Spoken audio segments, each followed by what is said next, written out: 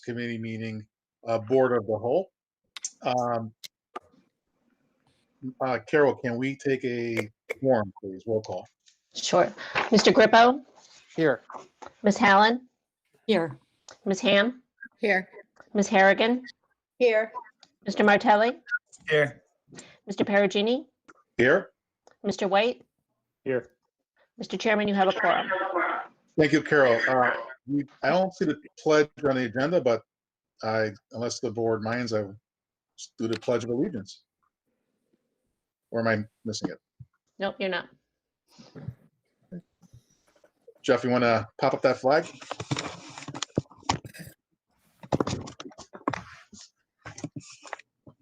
And if we're ready, I pledge of allegiance To the flag of the United of the States of United States America of America and to to the the republic republic for which it stands, one one nation, under God, under God, indivisible, with liberty and justice for all. and justice for all. Thank you, everyone. This is a Finance Committee Board of the Whole. I'm going to turn over to Chairman Grippo, who's going to run the rest of the meeting. We have two items on the agenda tonight. Primarily is the 2020-2021 Board of Ed operating budget. With that being said, Mr. Finance Chairman, I turn it over to you. Thank you, Mr. Chairman. Okay, so we have discussion of the 2021 budget, which we've had much discussion about. Mr. Solon or Mr. Massiano, did you want to go over the update or the line by line? Yeah, I'll take it here. Thank you, Mr. Grippo, and good evening, everybody. I appreciate you joining us. This was obviously the most unorthodox budget season we've ever seen. If you recall, after many, many nights and hours of deliberation at the end of January, you guys, the Board of Education,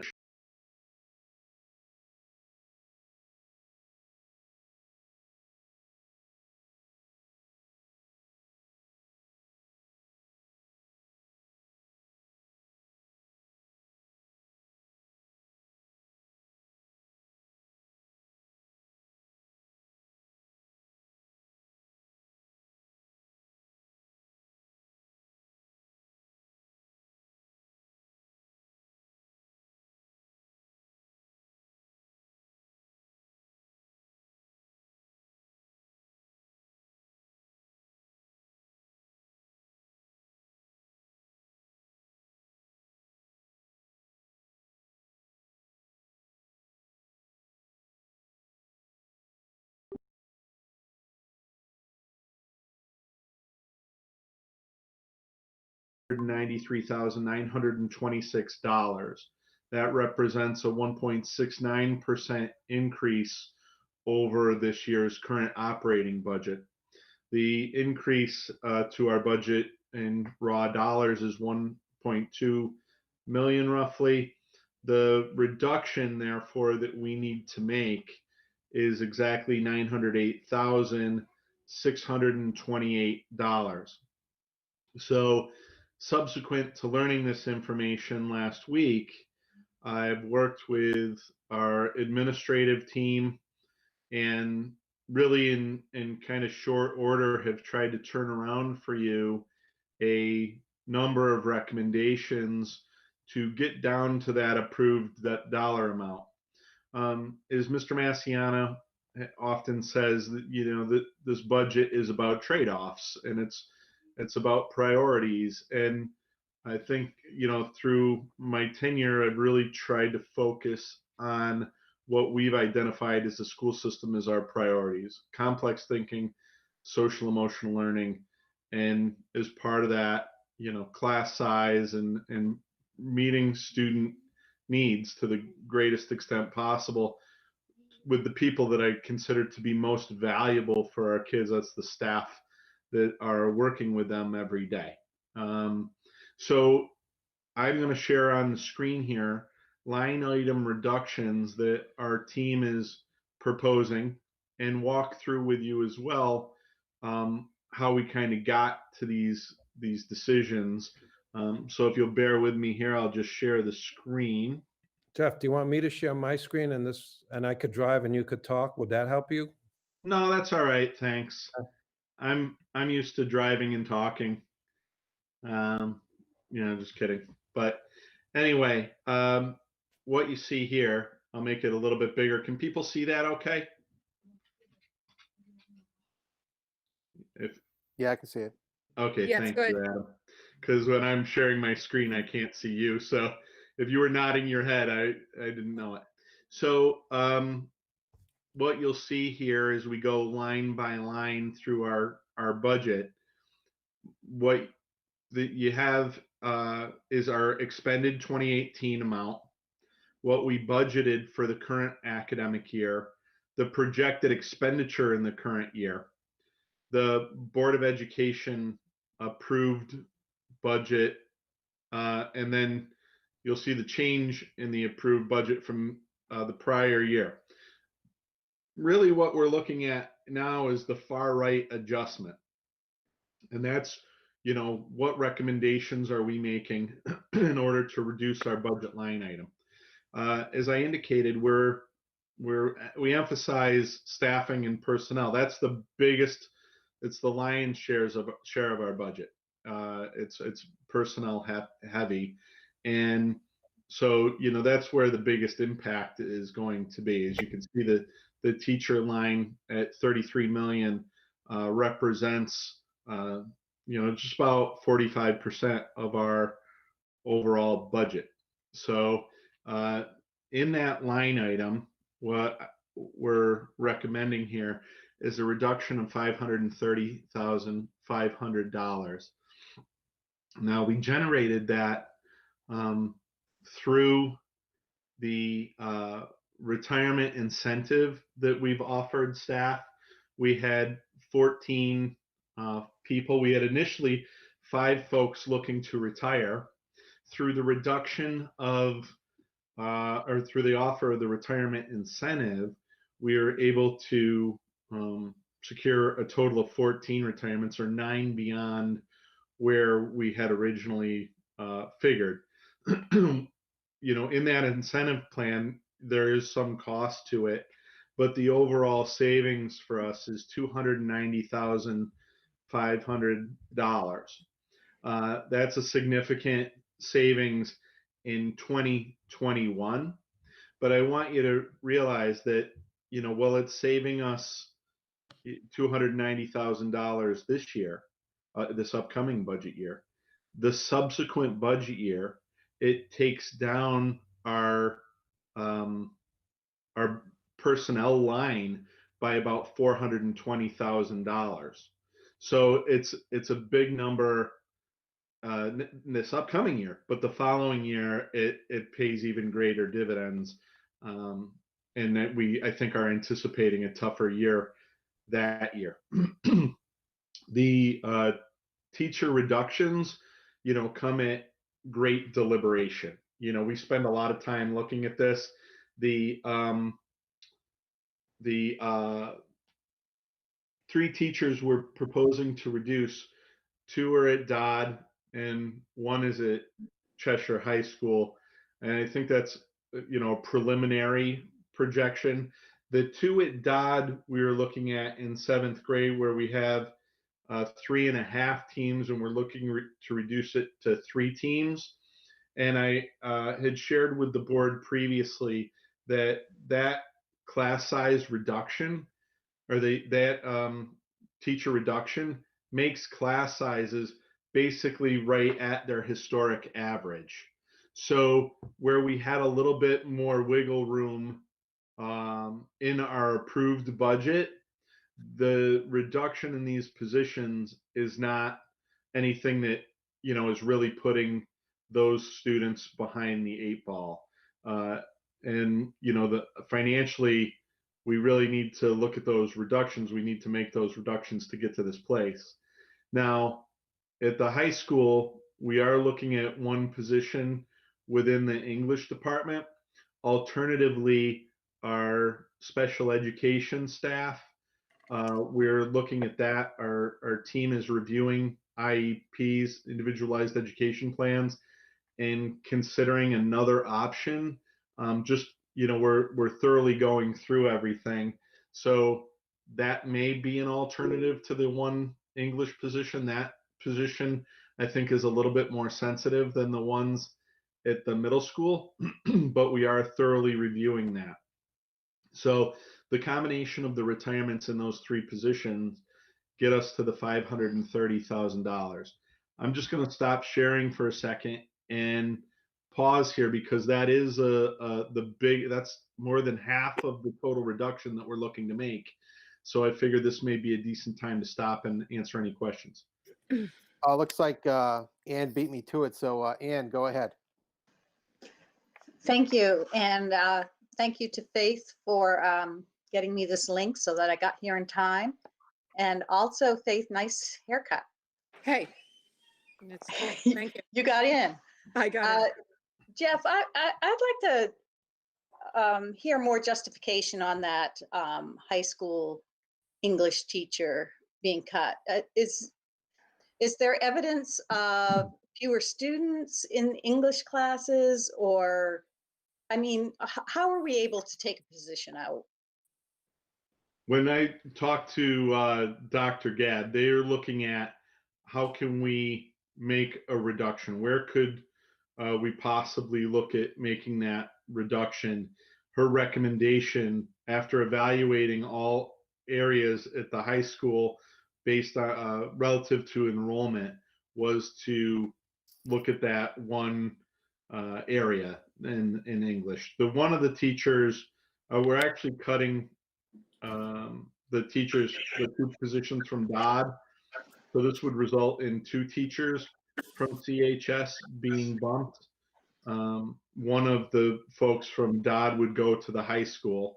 So I think that's part of when I say this position is a little bit more sensitive, to replace 2 teachers with one that's not taught at the high school. She's an outstanding English teacher, but hasn't taught at the high school. I think we're a little bit more sensitive to that one, and we're continuing to explore other options. I hope to kind of have a final recommendation for you tomorrow. If there was, obviously, if the group felt like these are recommendations, if the group felt like, we really do not want to make that reduction, we would be looking at money someplace else. In the budget, we look at about $80,000. I did get a resignation today from a teacher who, took a promotion in another district, and that will save us roughly $10,000. Just literally this afternoon got that. So, if we have more stuff like that, that could certainly help buoy this position. I don't like to cut any positions.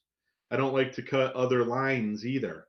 But, I think the package as we're presenting it is as lean as we feel comfortable on these different, as lean as not as we feel comfortable, as lean as we need to be to meet the budget recommendation.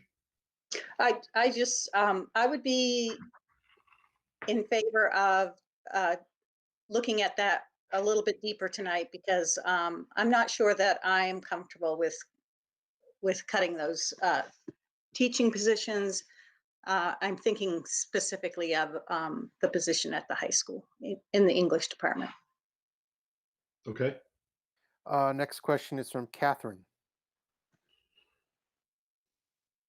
Sorry. Thank you, Mr. Grippo. So the reductions at Dodd are going to be in the 7th grade because we don't need as much we don't need as many team. Right. So there are roughly 300 7th graders next year. Right. The number's gone down from this year, right? Right. And so the teams roughly next year, 8th grade would be at 24.1, and the 7th grade would be roughly 25, under 25, just under. Per class. Is that Per what class, yeah. Okay. So is that, I mean, no, never mind. That's close to the historical average. Okay. All right. That's all. I just wanted to clarify. Sure.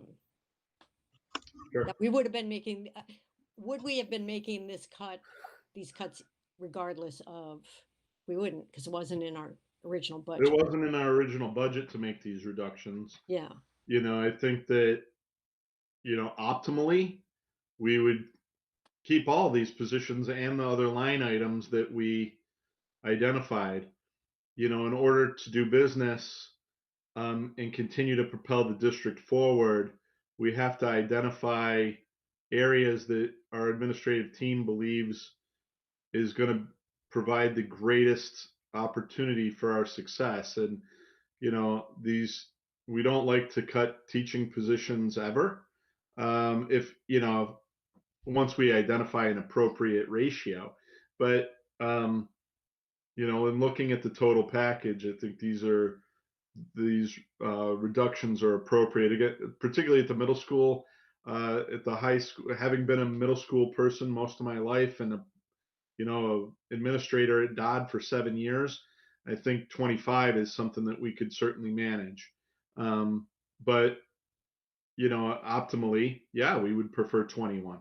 yeah, But these aren't optimal circumstances. right, yeah, I understand. Yeah, thank you. I'm all set. Thanks. Okay. Next question, Mr. Perugini. Thanks, Anna. My question's quick. I think you answered it, Jeff, but we're not concerned about, I know every couple of years or a few years, we have a wave of students that kind of ride through the different elementary schools. I remember one year, Yeah. a few years ago, we had a wave of students coming to Norton. I know we shored up the staff to handle that, but we're not concerned about a wave coming in next year or maybe the following year where not having this position in place could be an issue. That's at least what I took from it. Yeah, in the 2021 year, I think you bring up a good point, Tony, that this year, I don't know that it will be like other years. And I don't know how to read the tea leaves to say, will more people decide maybe next year to homeschool or do something different because of fears of coronavirus? Will some people, not attend private schools because of job implications? It's really kind of a toss up right now. But based on the data that we currently have, this is a good decision. Now, we do have to be agile, and there's not a ton of room for flexibility in our budget. The last 5 years, this year included, have been really lean. The 5 leanest, there's a window of 5 years is the leanest we've ever had, actually. But I know that if we were to get a real oddball bump in enrollment in a particular grade or building, that we would have to adjust to that. And this would be the same thing here, Tony. Got it. Yeah, that was pretty much it. Thank you. Next question is Andrew.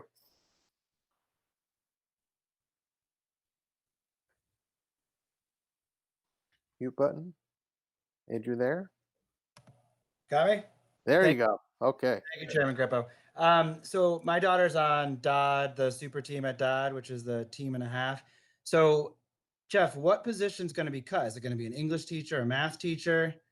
Has that been identified, or is it just going to be a reduction in overall hours of the teachers?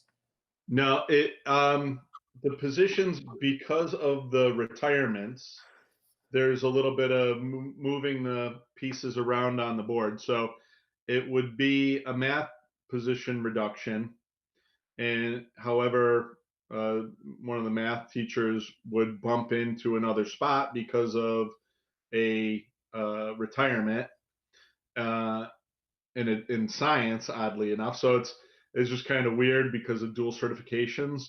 And then another position would be English, would be a reduction.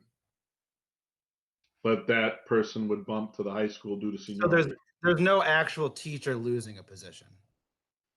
Not of those two, no. Okay.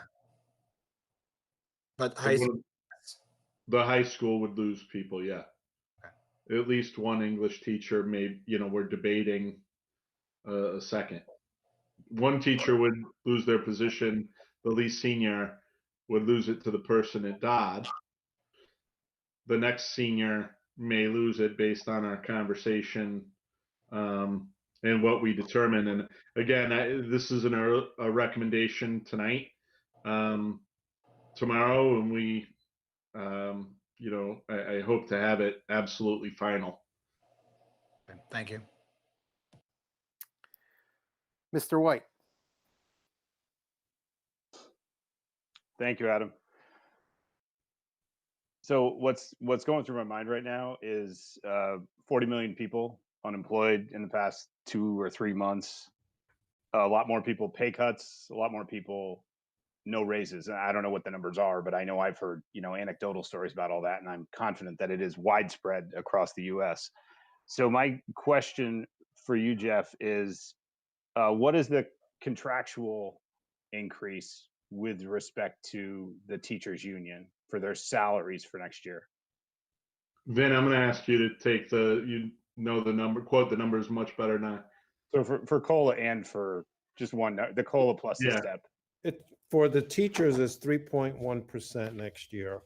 And I believe it's 1.92 general wage increase and 1.28 is step. I'm sorry, it's 3.2% total. 190 plus 128. And what's the dollars? Well, the dollars net out to 989,387. That's what we have in the budget. 900,387. 989,387. Okay. So that's about, what is it? It's about 300,000 per 1%. Yeah. Well, it's $32 million base. Okay. So yeah, I mean, we're looking at these numbers and we're talking about staffing reduction. So I just want to say that I, as one of 7, would be very interested to hear if there'd be any interest on the part of the union, just basically no increase next year in exchange for no layoffs, something along those lines. It's not intended as any way. I've had some people say to me it's slighting teachers. It's not intended in that way. It's just what I view as the reality of the world right now with what people are going through. I know that from my own personal experience, my job changed from the regular 9 to 5 to, working with my kids. I've got a 4 and a 5-year-old, and I literally have been working like pretty much a 9 p.m. to 1 a.m. shift. So I think I'm not alone, and that's not intended as a complaint. It is the reality of what we've had to deal with recently. And I know I'm not getting a raise, and that's not a complaint. It's just the reality. I'm very happy that I have a job at all. The unemployment numbers are staggering and really upsetting. Anyway, I just wanted to put that out there as, again, one of 7. I'd be interested to hear if there was any interest on the part of the union in discussing that, because I don't want to see us lose these jobs. Yeah, not at this time is basically where we are with that. I've had conversations with the union. They're not looking to do that at this time. Okay. Actually, could I keep going for 1 second, Adam? Sure, go ahead. Yeah, and the other concern for me, as I mentioned to you, Jeff, is although we could find money with this within our budget for a retirement incentive, what we're doing is we're shifting a problem over to the state teachers pension fund, and that also is a concern for me. It's not just that increases the number that they're paying out on a yearly basis, and that's a problem for state taxpayers. But even again, coming back to the local level, a couple years ago, I know Governor Malloy was talking about shifting the state teachers pension fund obligation, the underfunded part, at least part of the underfunding, to the towns. I don't know if that's entirely gone, but that's just another concern with the early retirement incentive for me. So that's it. Thank you, Adam. Thank you, Mr. White. Mrs. Ham. Thanks, Mr. Grippo. Just for some clarification, is it okay if I have a few questions here? Go for it. Yeah, go ahead. Okay. So, Mr. Solon, of the 14 retirements, how many of those are, forgive me if I'm sounding ignorant here, how many of those are are positions that will not be filled? Is it, I understand, you're going to be doing some shifting around. And so, as you said to Mr. Martelli, not everyone is going to be, no one will really be losing a job except at the high school. Yeah. But how many, are we filling all Yes. 14 retirements with Yes. newer teachers? Okay. Yes. So we have a net loss of 1 to 2 teachers. Correct. Okay. Yeah. 3 positions, Right. but of our current employees, after the folks retire, it would be who amongst our current staff that is not retiring will lose a job? 1 or 2 people. Okay. 2 Okay. people in the proposed budget. Yeah, I'm kind of with Mr. White. I find it unfortunate that 2 people have to go, and the union couldn't find a way to make it work, but that's how they work, and so it must be. So the English teacher at the high school, what level is it? Incoming freshman English? Is it AP English? What is it? A higher level English teacher we're losing, or is it just kind of a generic position? Well, what their assignment was this year may change next year, but it was freshman, sophomore English. Okay. All right. All right. And you feel that the skills of the kids coming in are such that the loss of that position isn't going to place an undue burden on the other teachers, but also in some way compromise what the kids have to learn to get up to snuff for high school level writing. And Yeah, I mean, if I didn't think that the position was valuable in our budget, we probably wouldn't have had it the first time. So I there is definitely some degree of loss there. When you look at the big picture of all the reductions that we're making and the class sizes and the needs of the students, in talking to Dr. Gadd, we feel like that's probably the best place to make a reduction if we have to.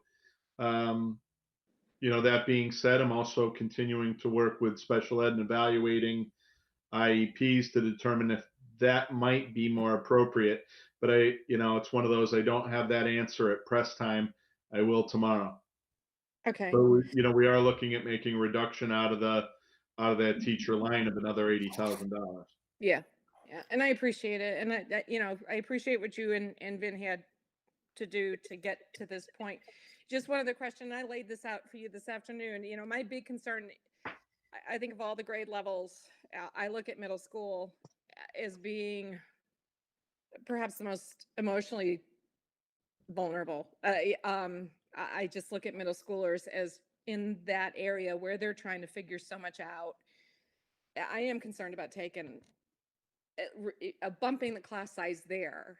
And I threw it out. And again, you're the PhD. I just can't help but think if we went to low elementary, we might, and perhaps explored increasing sizes there. If we have to lose positions, does that make more sense? I don't know. If you could explain that to me. Sure. Marlene, if you want to take this one, I know that Marlene and I have spent a lot of time evaluating the instructional needs at all levels, and kind of using our background and information from principals to make these decisions. And I know that Marlene, you feel pretty strongly about this.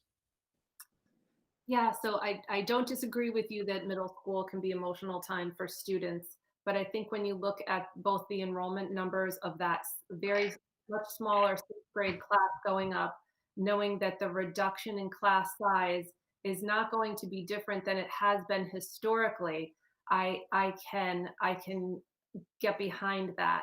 When we talk about reducing elementary school numbers, you're talking about, or increasing elementary school numbers, you're talking about those foundational, that that those foundational skills that kids need, we need to make them love school in elementary school. We need to make sure they can read, they can write, they can do computation. Those things are critical. And I think the class sizes there can make or break the future success. So for that reason, I think that that's really important, that those class sizes, and they're decent right Our average class size in elementary this year is 17.9, or excuse me, yeah, 17.9. Next year it's going up to 18.1, and we just didn't feel like making further reductions there where, you know, from an educational perspective, better than making this move in 7th grade. Okay, thank you. Sure. Anne, looks like you had further comment. Yeah, so I agree that we should not increase class sizes at the elementary level either. One of my concerns is actually this idea of moving teachers out of their area of expertise. So if you're a middle school English teacher, why? But we would have to replace a high school English teacher who has been trained and is credentialed, and that's where that teacher belongs in that level classroom, and sort of forcing people into positions that aren't their ultimate strengths is also a little concerning to me. I really think I would really like to look at other parts of the budget besides the teaching positions. Well, I think that's a segue for me to move on and look at the other parts of the budget that we are. You're welcome, Jeff. Yeah, thank you very much. Actually, Jeff, I hadn't asked my question yet. I'm sorry, Adam. Go ahead. No problem. So I couldn't help but notice that the overall reduction to the I'll call line 113, the teacher's line, Yep. is significantly larger than the one I was staring at this weekend. Yet Yeah. we're still the force reduction is still in place. And I'm guessing you're going to get to it, but I'm assuming that there was additional expenditures, I guess, that we needed to share with the town. Is that why everything else looked relatively unchanged and we had that significant increase, but everything else is there? Okay. Yeah, that's right. And Adam, that was almost as good a segue as Ann had. So let me show you the next step where that comes in.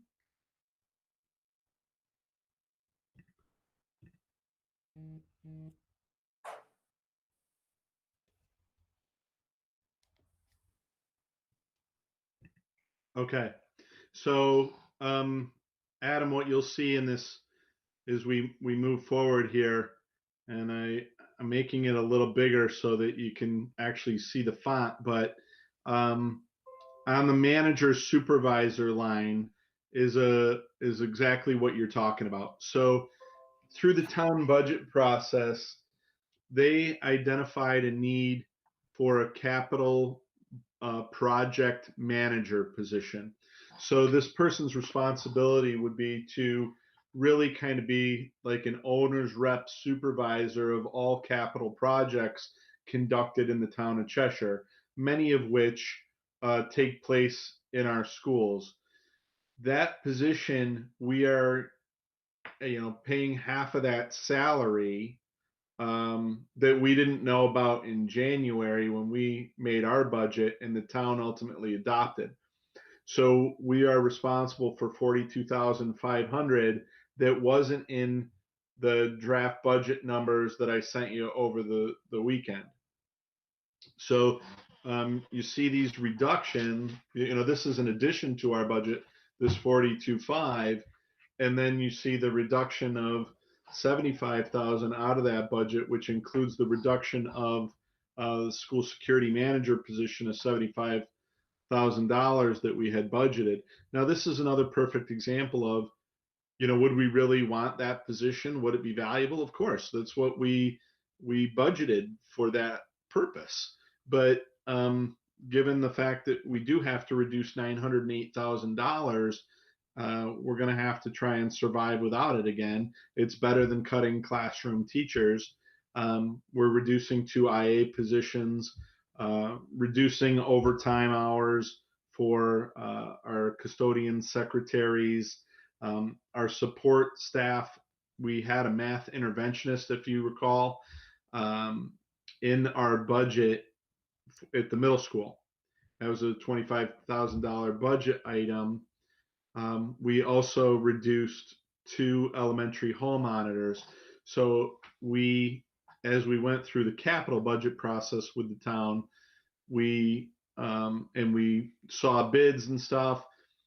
The effort to put in man traps at Chapman and Norton, that didn't work out for this budget cycle. So without those man traps, we are not going to need the IAs to supervise those, the hall monitors to supervise those 2 locations. So they came out of our budget in terms of budget reductions. As we move on, the pension retirement line, that is for non-certified staff, and it's based on the recommendation of the town actuaries. Again, this has nothing to do with our teacher retirement, but our defined benefit plan for non-certified staff. It's no longer structured this way, but we still have another number of people that are in that plan historically. And so the actuarial figure that impacts both the town and the school side was increased. We had to change the assumption. And with that, we had to commit another 98,000 and change, almost 99,000 to our budget. Absent that, we're not making the recommendation for, some of these recommendations that we have. Vin, do you want to elaborate at all on that pension piece or no? Well, you covered it very well. We really don't have a choice on this. The actuaries, had recommended a series of possible ways to properly fund the pension plan. This was the least expensive option. It spreads out, based on a 25-year cycle, the period in which we're having to fund the pension obligation. So the town council did take the least, budget. It had the least impact on all the different scenarios that the pension actuary recommended. So it's about as low as we were going to get, but it does have to be done. So then the other reductions that we have recommended here are basically, decisions that we've made to reduce line items to come up with a significant amount of money in order to, meet this reduction. So staff training, we're making the recommendation of reducing that $30,000, so that budget line item would be roughly, 100,000, $185,000, excuse me. And, staff training a couple years back was 153. What you'll see a couple years back in that far left column are some lower budget lines because I think, was Vin that the year that we made the 500,000 mid-year reduction, or was it more than that? It was the year prior, but Prior. we've had budget reductions every year. So, when we look at those actual expenditures, in that year, especially on these line items, these are the line items when we make budget reductions that are always affected. So we have been underspending what we would have ideally would have liked to, have to fund each of those line items? Because, as I've mentioned before, the flexibility in our budget comes from a pretty narrow swath of line items. And these are really this last block that you're looking at in terms of instructional expense is the area where we have the most flexibility. So, if it's a really bad winter and we're spending a lot of money in overtime and rock salt or whatever, this is where we have to be flexible here. If we have a good winter, this is where we hope to try and recoup and purchase more instructional supplies, maybe to offset what might be a difficult following year. So this is really, as Vince said, an area where this is really one of the few places where we have our flexibility. So Jeff, you mentioned, if go I ahead. could- because you're on this particular section, one point that I could make, if you look at the tuition outplacement line in that 2018-19 actual year, you see that it's 2,423,850. That was one year where our outplacement costs exceeded budget as we went through the course of the year. And so we did have to make up, that additional budget overage by reducing some of the line items that you see in front of you. Staff training was one of them. So it's not just budget reductions that occur at the beginning of the year, it's the actual expenditures Right. that we're going through the year that also have an impact on what we ultimately spend on those line items.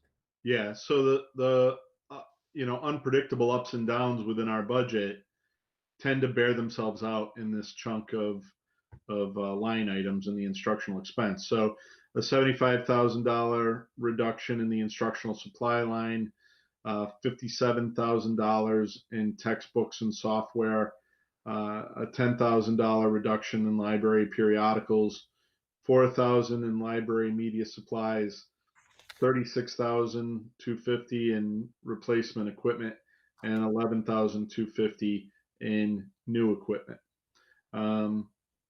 So this is our recommendation at this point to get down to the $908,628. The decisions as I began, it's trade-offs. Nobody feels excited about any of these reductions because this group of 7, you guys decided that this wasn't what we wanted when we started. And I think you took a very, responsible and balanced view of the budget at the time. And now these are reductions that we have to make. And, I don't think the town council is wild about it either, but, this is our reality. So where do we make, and so we have to make recommendations somewhere. And this is where we started for the conversation tonight.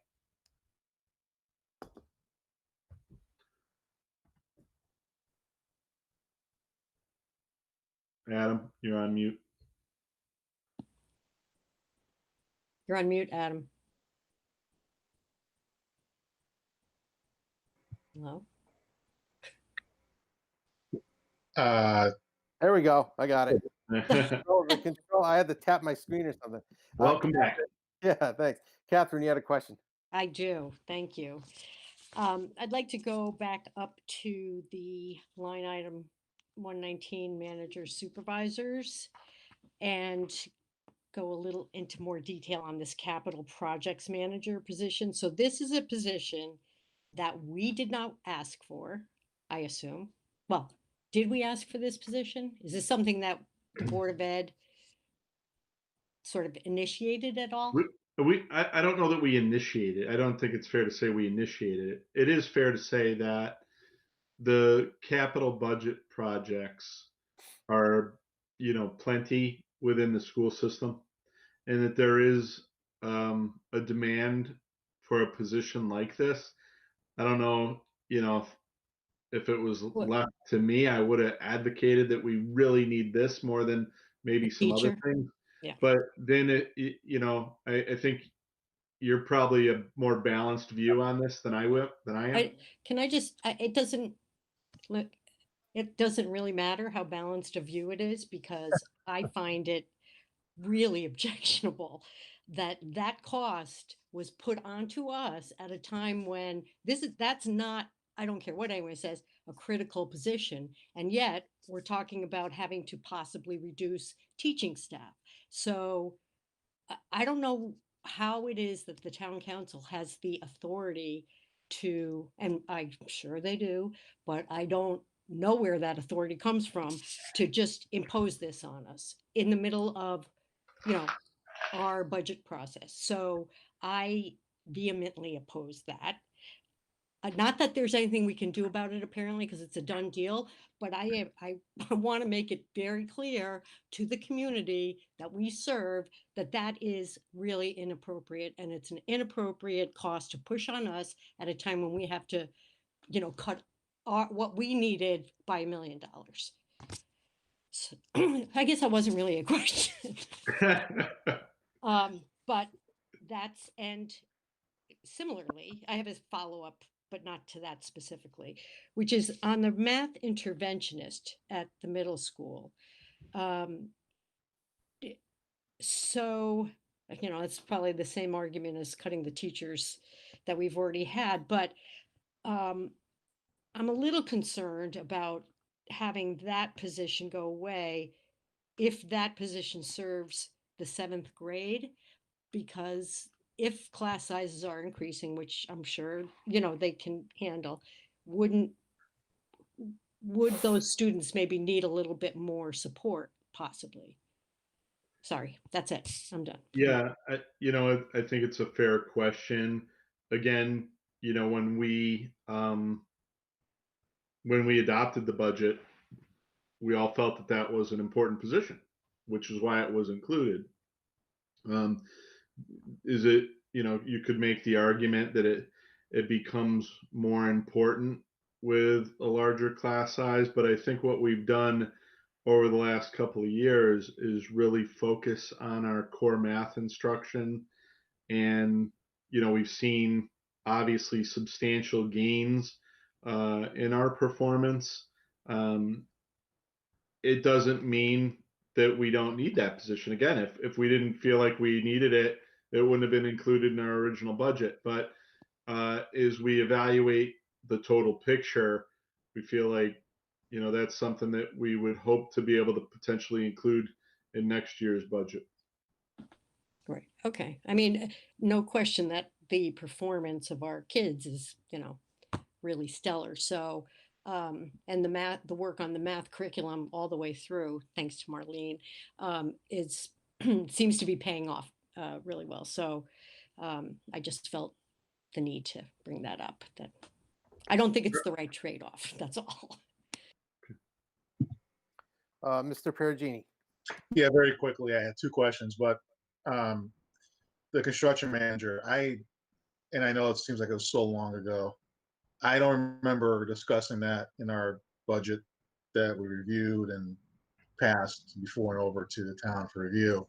Was this something that was added on recently after the capital budget process? Because, and again, I just don't know.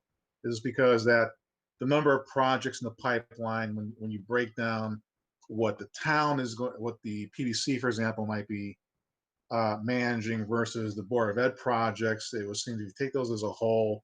You definitely need a dedicated person, and they split it out that way. Where did this come from? And I apologize, I didn't attend the planning committee last night, so if that was discussed. I'm sorry if I'm behind. It was not. No, and I'll answer the question.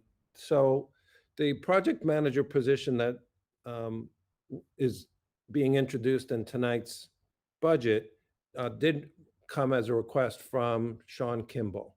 And Sean did contact us and asked, if they added that position to the budget, would we support it? And, our answer was yes, but I will just caution what I'm saying by telling you that that was before these budget reductions took place, did that conversation take place. This position is primarily to assist with the Public Building Commission side of the project load, which is very, it's quite large. It's not that we don't have quite a few projects assigned to the Board of Ed as well at this point that, Rich Clavette is managing for us, quite effectively. We did go through those with the planning committee last night. So this is more to provide the assistance on the town side. The reason that we would agree to it is because a lot of those projects managed by the PBC do benefit the schools. And the other part of the thinking is, as we start doing school modernization projects, which very likely will be assigned to the Public Building Commission, having the additional resource to complete the amount of work that it takes to get a project, through the PBC process and the town council process is pretty extensive. So it is a useful position, there's no doubt. It's really up to the board, But, to Vince, determine on this. I appreciate that. It's just that the board, we never discussed this in our budget process. And I'm not against, obviously helping, especially if the bulk of those projects that we're paying for are really for us. But I don't ever recall in years past that, when the PBC, and maybe I'm overthinking this, and I'm not trying to be critical at all. I'm just trying to follow some logic here. So if these are Board of Ed capital projects, that I know that when we go through this process, and for folks that will be watching, when those capital budget projects are approved, usually it's decided, hey, the board's going to run with it, or the PPC is going to handle it. And even in years when, I think even most recently, for the last couple of years, I'm mistaken, the PPC managed quite a bit of those, never asked for, additional funds. It was usually, I guess it was handled on the town side. So I can see the argument where, hey, there's more Board of Ed projects coming in, and hey, guys, we need your fair share. We just never discussed this, and I agree with Catherine. They know when we're going through this reduction, especially after all the budget talks we had and everything, it would have been good to know this. I just don't know how much we're actually going to use this construction manager for our own projects, but pay for it for the PBC work. I don't know if I'm saying that correctly. So I know it's in a normal year, that $42,000 may not be a big deal, and I'm certainly not taking away from anything the PBC or town council is doing. I just I don't get this one at this time. That's all. That's all I want to say. But that's it. Thank you. Yeah. And just to be clear, Tony, this was not discussed with the Board of Ed during the budget process because it was not anything that we were aware of. It happened after the board approved its budget and it was submitted to the town manager. Yeah, I and then the one last thing, and I'm sorry to hog this, but yeah, no, I get that part. But we submitted a very lean capital budget request list for next year, and I guess you can follow this up after. I'm not sure if that's putting the personnel over the edge, but I could see if we had a pretty large set of projects coming in 2021 where, hey, but I don't see that, but I'm good. Thank you for explaining that. Mr. Martelli. My question was originally by Anthony, or Chairman Perugini covered most of it, but so we didn't know about this position coming on for the program manager, their owner's rep. Would this supplement Rich Clovette's work? Would he work with or for? Well, where this would help, Rich and us overall, is that those projects assigned to the PBC, if they were handled by a project manager, that's exclusively dedicated to the PBC projects, it would take some of the burden off of Rich Clavette, but he would still continue to manage those projects that are assigned to the Board of Ed. Again, we reviewed a ton of them last night. Right. Yeah, and again, I think long-term, this position is necessary. When we have school modernization, projects underway. It's open for discussion to the board. going back over a year ago, the town was looking to hire a program manager for construction projects within the town. So, Yeah. Yeah, and so this is part of that effort. okay. Let's see, Mr. White. Thank you, Adam.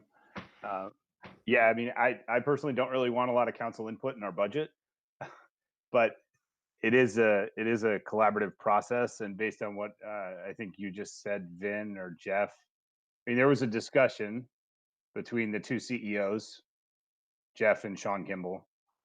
And I do recall when I was on the council discussions about how the Public Building Commission and Public Works Department was doing work for the board, and me having discussions with other council members saying, why doesn't the board pay for this? Now I don't know what that number would be, but I think for a long time, Vin, is it fair to say that for a long time there has been Public Works Department staff hours dedicated to Board of Ed capital projects? I'm not saying 100% or 0%, just something 1%, 50%, whatever it is. There has been support there, right? No, there has been. And the way it works right now, just quickly, is that any project work that's assigned to the Public Building Commission, George Nowotny, the Director of Public Works, he's the liaison. So he's responsible for doing things like, making sure that the bids go out, the bids come back, the bids are evaluated, being present at all the Public Building Commission meetings, taking minutes, following up, responding to questions. So there's no doubt that that is part of George Nowotny's responsibilities. He does have an assistant that helps. He attends the meetings, he does the walkthroughs whenever it's a PBC project that's, been put out to bid. And, I know that because I do talk to George, some of his responsibilities have been expanded beyond this Public Building Commission and Director of Public Works role. He did take additional responsibilities on for the maintenance staff that was part of Park and Rec. So there is a lot on that man's plate, and this would not only take some of the work off of his plate, but it would give the overall management of our capital projects one source that's focused on it. So that's the advantage of it. Yeah, no, I mean, I knew there was something there. I'm not, I can't talk about the percentage or whatever, but about the benefit to the board right now. But I do know that, speaking very generally, the town of Cheshire, including the schools, has 1 million square feet. Our footprint is 1 million square feet. 800,000 is the schools, right, Vin? 800,000 or so. 750, yeah. All right, Good. so we have 75-80% of it. We're paying for 50% of this. It's existed for many years. I'll support this. Like I said, I don't really want this to happen, and I don't like the process. I got to interject in this one. I'm sorry. Okay. We've never, I agree with points that you're saying, and maybe that's always been implied, but we've never done this kind of shared services division on this, as far as I could tell, of labor and the Board of Ed. I don't ever remember adding a position to our budget or partial to pay for something that's, more or less happening on the town side. And again, it's just fact. I've been in these budgets before. This is the first I've seen something like this.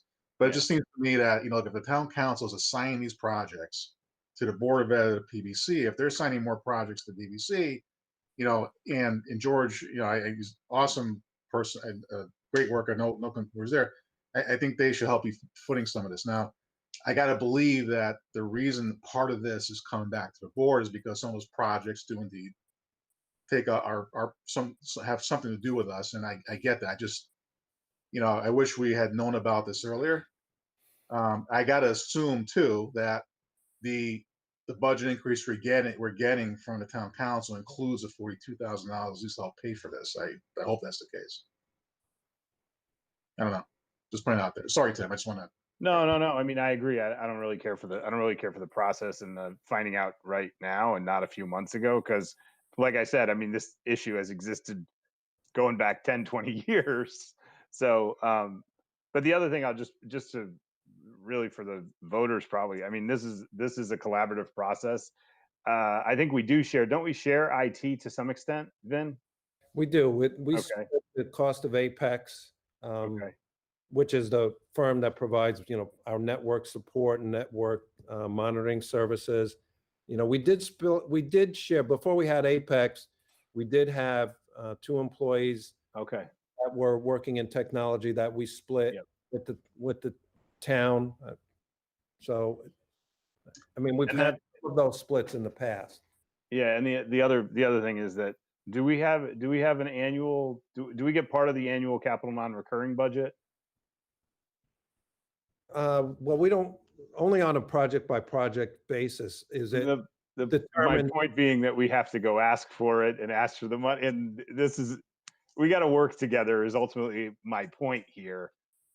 So I'm not saying it's pretty or something that I like, but I support it. I mean, I assume Jeff and Sean had conversations. I get the background on it a little bit, so I'm comfortable with it. Or I'll support. I support this one particular change, I guess is my point. Okay, Mrs. Ham.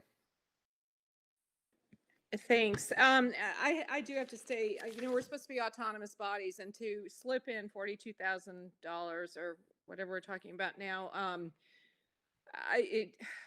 what's to keep them from saying down the road, we want this and you're going to have to do it. So I'm with everybody else. I'm not keen with how this has happened.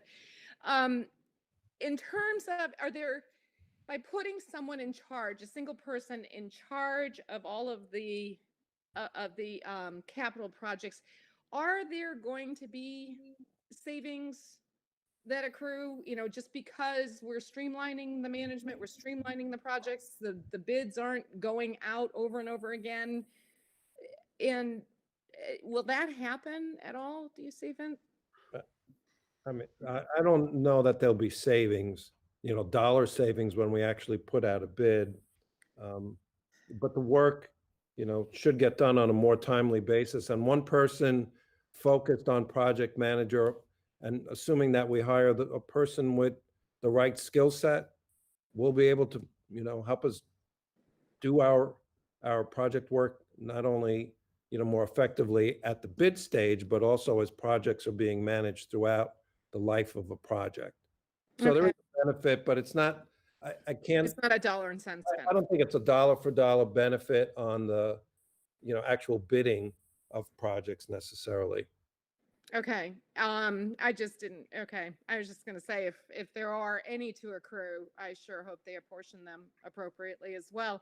But, and then, going back, of all the years, I understand this has been talked about for years and years. We've done without. I don't know why this became the year that we had to do it, but apparently we don't have much say in it. So, we'll take it.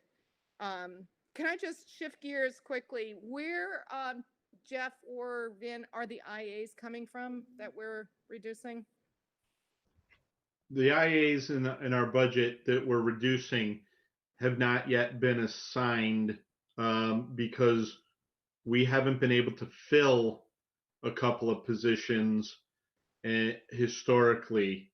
Just there's greater demand than we've had supply through at least the winter last year.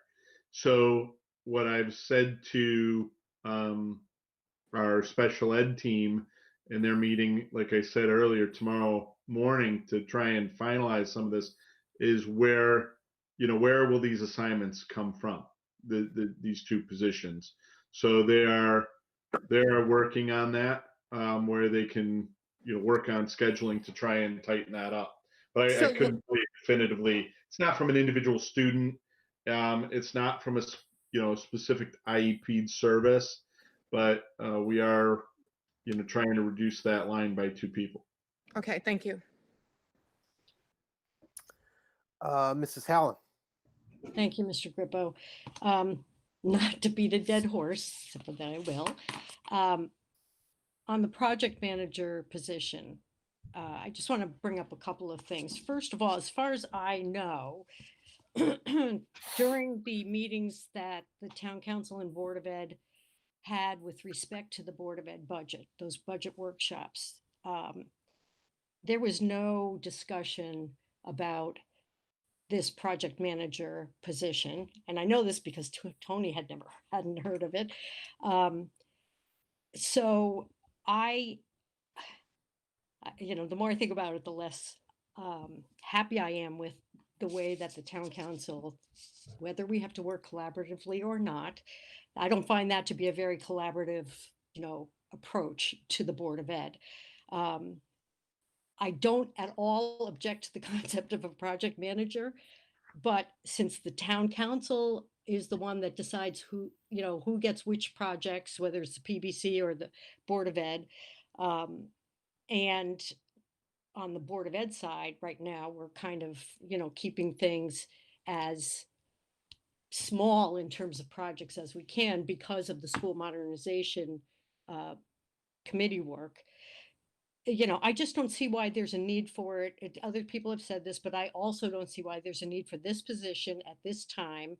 Modernization is going to take, I would defer to Andrew on this, but we're years away from doing any sort of big project that would require a project manager, I think, even though I understand that overall it benefits all of the projects throughout the town. But even so, at the time we're going to undertake a significant project like a new school or a renovator's new or whatever, I will bet right now that we'd be hiring a separate owner's representative for that project.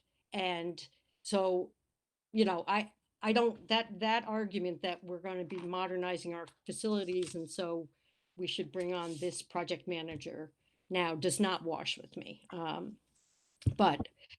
So I don't know whether there is something that we can do to push back on this $42,500 obligation. I mean, if we have agreed to do it, then I guess we are stuck with it. But I don't see how the Board of Ed agreed to do it. And again, I'm so unhappy with the process on this one. And I don't believe that we as a board have to just sort of roll over in the name of collaborating with the town council. That's the end of my speech. Thank you very much. Thank you. Mrs. Harrigan. I was going to say pretty much the same thing that Catherine just said. So I'll pick up from there and say, can we push back on this? Can we go back and say, 42,500, we would like to delay for a year because these are extenuating circumstances that we're trying to operate under, and we simply cannot fit that amount into our operating budget this year. We need to be able to put it into our budget in a much more timely fashion than in the middle of our budget cycle. We need to know about it before we put our budget together, not all of a sudden have it imposed upon us. So, we haven't hired the person yet, right? So can we push back? Can we go back to the town and say, we simply cannot do it this year? That's a question. I saw Tim nodding. I won't be facetious, but yeah, of course we could. I just want to interject. I just want to give the benefit of the doubt too, that I'm hopeful that when the budget was passed, that we're deliberating that hopefully this money was added into it. I will have to find that out, but I think we should push back on this and just find out, what's going on. But I'm sorry, I'm going out of turn. My bad. I'm good. No, that's okay. Thank you. Okay, Mr. White, comment. Yes, the board could push back. We just eliminate this from the budget. I mean, that's what we do. We have not been told to do this. This is a request. This is how I see it. This is a request that was made, I think, in good faith on the part of the town manager, Sean Kimball, and the superintendent, Jeff Solon. And they're asking for us now, and it's late in the game. based on what I said before, I will support this, but I have no qualms if somebody raises their hand, makes a motion to eliminate this, and 4 hands go up to support the motion. I'm not going to, but I think that's perfectly. I'll do it. Comment. I have a comment. Well, I mean, yeah. so I can step away and somebody can make a motion if they want. Can I say something? Yeah, Catherine, go ahead. I just want to be clear about this. If we push back and say we are not going to pay the $42,500, that money goes back into our operating budget. It doesn't, we don't like say, no, we're not going to spend it. And also we're reducing our budget by that amount. Just want to make sure we're all on the same page about that. That's my understanding. Yeah. They gave us a number. Well, but here's the thing.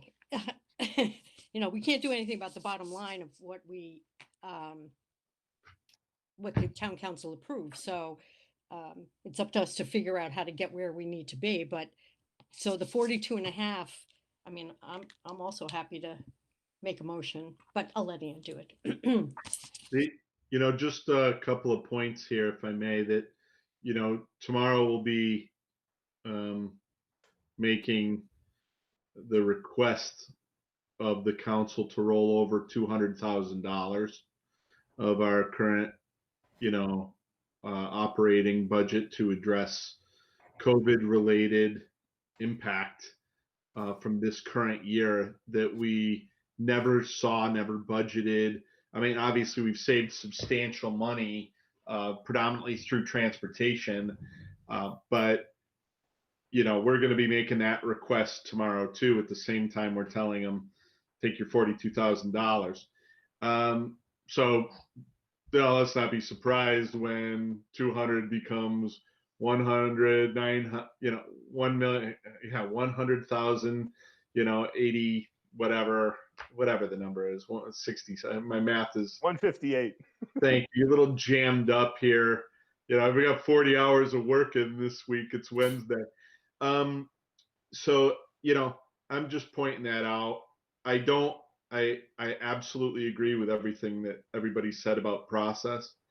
At the end of the day, is that worth it? And it may be. That's absolutely your decision. Is this a tit for tat over $42,000? And yeah, I mean, I get that.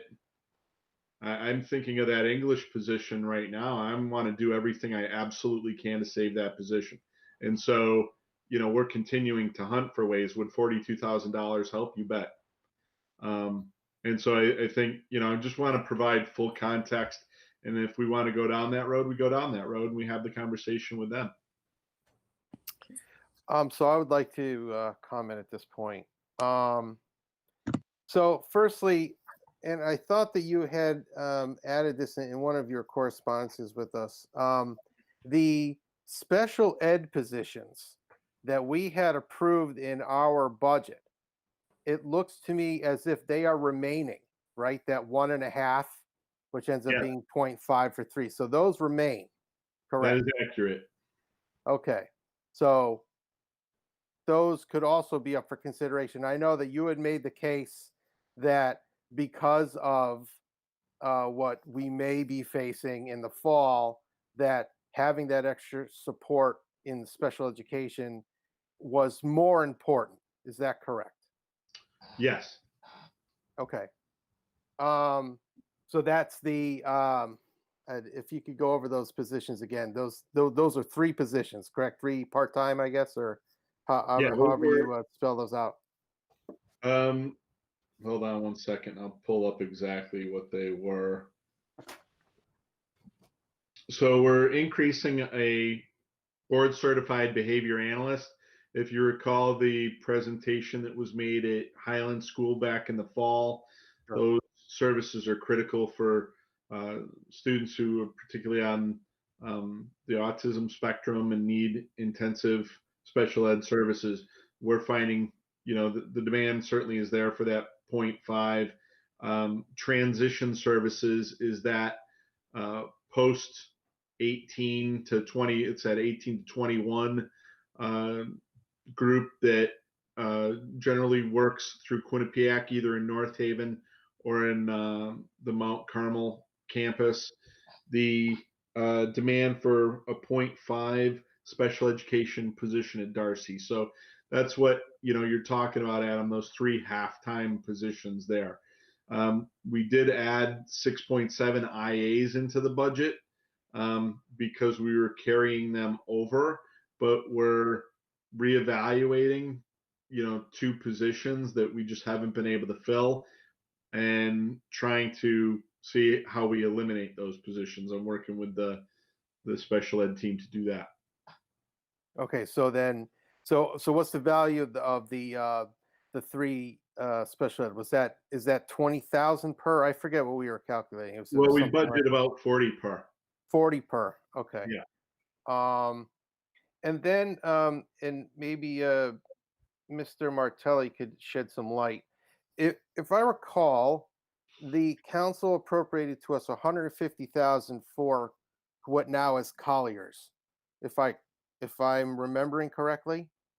And if I've been paying, I've missed a couple of the modernization meetings, but so far their cost was estimated to be at about 70,000.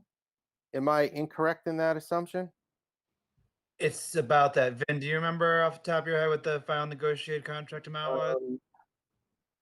Yeah, I want to say it was closer to 80. I could check, but I just want to, it was not just for Colliers necessarily. That 150,000 was for the school modernization plan, which, one portion of the expenditure, that's been committed to is to pay Colliers as owner's rep, but that doesn't mean that there aren't going to be additional consultants hired. The one we're talking about right now hiring is a demographer to do an enrollment study.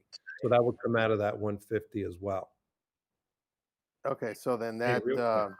So if we adopt the budget, do we have to go not line item by line item, but section by section, or can we just adopt a 900,000? Sorry. Jeff, Yeah. speaking. Yeah. Sorry. I just wanted to jump in on the overall budget, but I'll hold a second Okay. till we get there. okay, so we would have, what is that?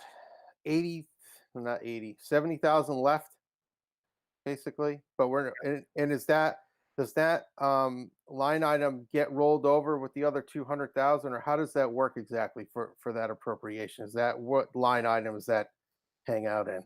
All right. So the Colliers commitment is 85,400. So I just wanted to answer that. And this is, Adam, this was that 150,000 was capital. It was appropriated as part of the capital budget. So nice try. But Yeah. it's operating funding. Okay. Let's see. Oh, okay. So yeah. All right. So my last question. So we were just talking about the 200,000 rollover, but I thought we had total savings of over $1 million. So where's the rest of the money? Do we have to do something about rolling the rest of that over, or is that something we're waiting on for June 30, or just to make sure that we have all of the bases covered there? I'm shaking my head on it because yes, that we will have all that ready for the June 30th fiscal meeting. Until we get to June 30th, we won't have the exact dollar amount. Okay, so right now we're working on an assumed savings number of, what was it 1.1? 1.2 million, just use around. 1.2. Okay. That's not including the 200 that's being rolled over? No, that does include the 200. It does. Yes. Okay. So then we're looking to roll over an additional $1 million. So are you saying that potentially there could be additional savings, or potentially that the number could be lower by the time we get to June 30? Well, it can change, but we'll do everything possible to bring it in at that $1.2 million. So, and just to be clear, what that means exactly is there are things that we know we want to commit to that we can't commit to until we get through the next couple of payrolls and know exactly what funding is available. So, I believe the 1.2 million is a solid number at this point, and we'll continue to work, through it until, June 30th comes, and on that day, or the day before, we'll give you the final number. But to the extent that there is any availability above the 1.2 million, we'll likely use that to fund some of the things that are going to be prioritized, whether it's textbooks or instructional supplies or maintenance items. And Adam froze up, so Oh, I'm still here. there you go. Okay. And so, looking at the, I don't know if this one, it's maybe when I go off the screen. When I'm looking at instructional and expense and the reductions that you've made already. We normally, when I give the finance report, you're saying that, we spend, we restrict to 60% expenditure up until X date, and then we move on to spend a little more and spend a little more. Yep. So with the reductions that you have proposed currently, assuming if we start at the starting point of what our budget would have been, what is the percentage of what our instructional expense is at right now before we did any additional reduction from an instructional expense? So so the Board of Ed approved budget did reflect an increase of 5% on that line. So we were adding 25,666. Now we're removing that 25. Vin, I'm sorry. I did not mean the actual instructional supply line, not 6. I meant the total line. Instructional expense looks like we had approved 4.7 million. It looks like. Okay, yeah, 4.75. Yeah, and so we have a reduction of, I don't know, whatever that is there. It looks like about 200,000. Yeah. So that's, what's that, like less than 10%? It's taking us under flat, so it's a negative, because the increase was 176, Right. and if the reductions we're recommending are 200,000, it's not level funding. Sure. We're south of where we were Right. this current year.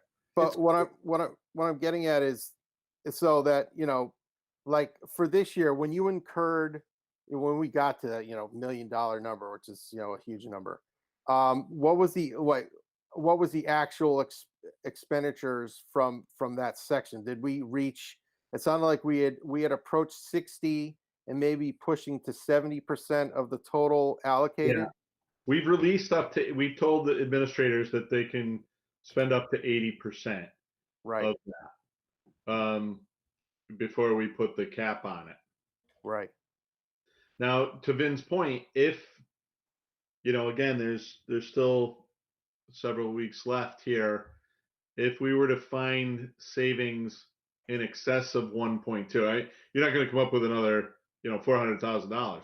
But if we're finding any savings in excess of 1.2, this is where we would probably spend it along those line items to try and purchase materials that we otherwise would have purchased out of next year's budget this year. Right. That's pretty common practice that we do on an annual basis, by the way. So I guess what I'm getting at is, if my math is correct, another 80,000 is 1%. Is that right? 80,000 would be almost 2%. Let's say 1.75% of that particular line item. Right. So, but I'm saying if we reduced, weighted in a weighted fashion, whatever comes out to be, so that 80,000 out of all of the line items here to save that English teacher, is that still possible? Because that's something that could be done without, Yeah. Okay. incredible pain. Yeah, I see what you're getting at. I am very anxious about reducing that down. I hear though from the group, and I don't disagree. I think that the English position is really important. And that's kind of what I was jumping in at a little bit earlier. Was if we adopt a budget tonight that is at this number. I don't know what you want to do with the 42,000 definitively, but if we adopt this budget, tomorrow I could have a proposed budget that includes um, that position back in the English position with some other line item reductions. And, at that point we could amend the motion that comes out of tonight to reflect that if that's the preference. And I could probably send you that by 11 a.m. I mean, I think it's at least reasonable to look at. Yeah. I don't know how anyone else feels about that, but I mean, if like you said, we're talking, what's our number? 70, 74. Gee, I lost it. Our total number is 749 or 593,926. Okay, I see it right here. Okay. Well, no, is that our approved number? That's our approved number from the council? Approved total number, yeah. Okay, all right. So the 75.5, that was our original approved, or that Yeah. went to them, right? Yeah, Okay. that was board approved, yep. Gotcha. Okay. I mean, for me, I think that would be something to look at. I don't know. Does anyone else have any feelings about that? I hear silence. Maybe. I have, After- I don't even, I am not sure I followed you all the way. What do you exactly, can someone So, reframe that? yeah, all for me? right, let me just reframe Yeah, I was that a little bit. A little bit train of thought there. real quick. And so the idea is we know we need to get down $908,000. If we make the Board of Ed, or if we make the Finance Committee recommendation tonight, and I think this is a bit of a procedural question. I may want to defer to actually Carol or Vinna. If we make the recommendation tonight to reduce our budget as it's drafted here, tomorrow by 11 a.m. I can get you another option that includes that teacher, that the English position. I may by that time know that with special ed that we're okay to reduce a position, or alternatively, as Adam is suggesting, take another look at different line items for a cumulative $80,000 to offset what we had decided with the English teacher. So what we're saying is we can adopt this tonight. And tomorrow morning, I'll send you another proposal. If there's when it gets to finance tomorrow, and the motion on the floor would be to adopt what came out of this meeting, then you would propose a second motion to adopt an alternative plan, have discussion on that plan, and adopt which one that you prefer. Okay, Does that make sense to people? makes sense to me now. I have a question.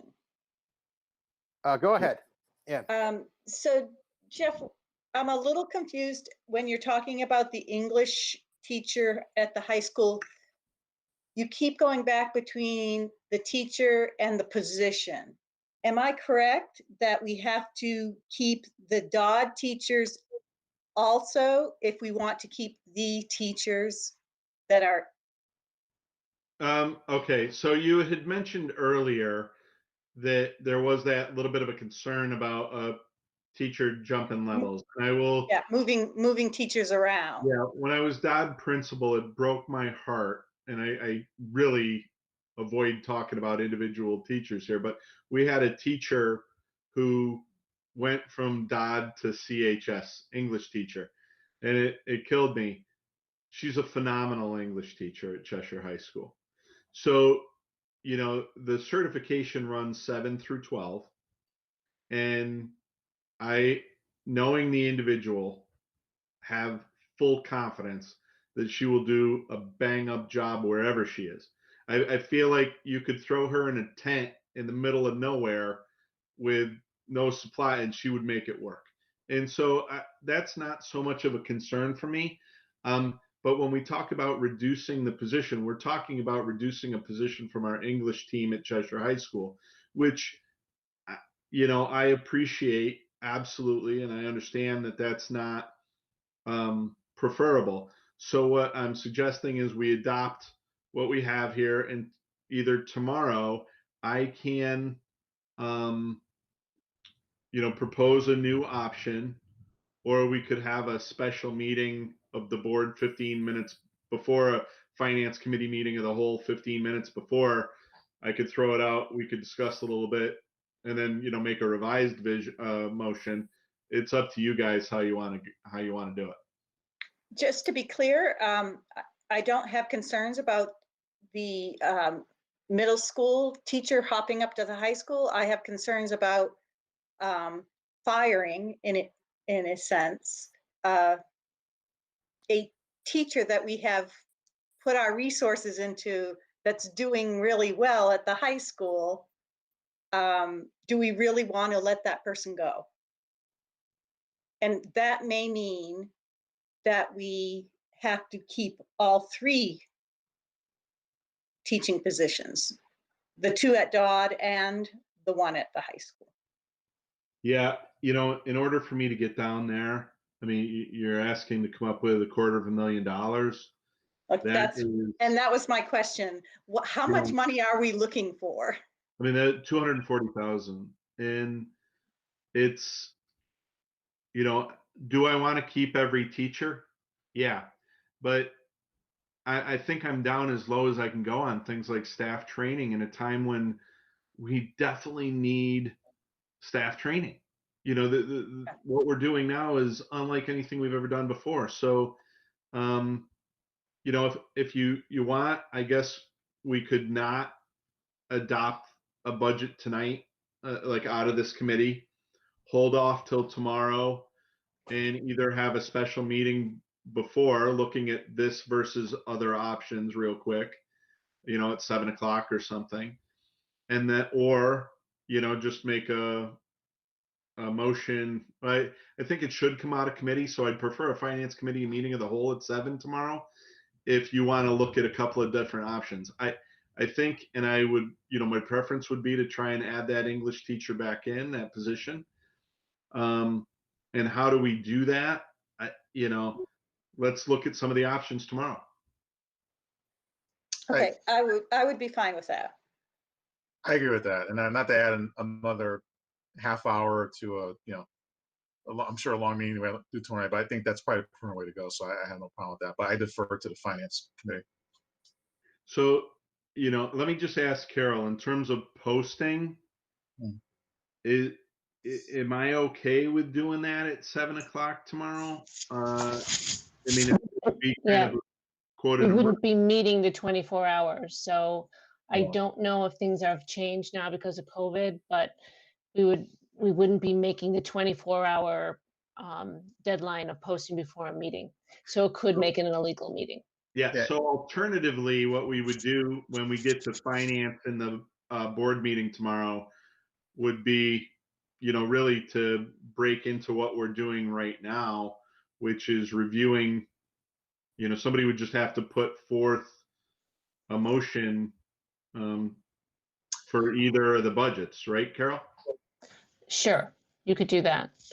So Or do you have to approve it by tomorrow, or could it get pushed off to next week and have a finance committee meeting and then a special board meeting?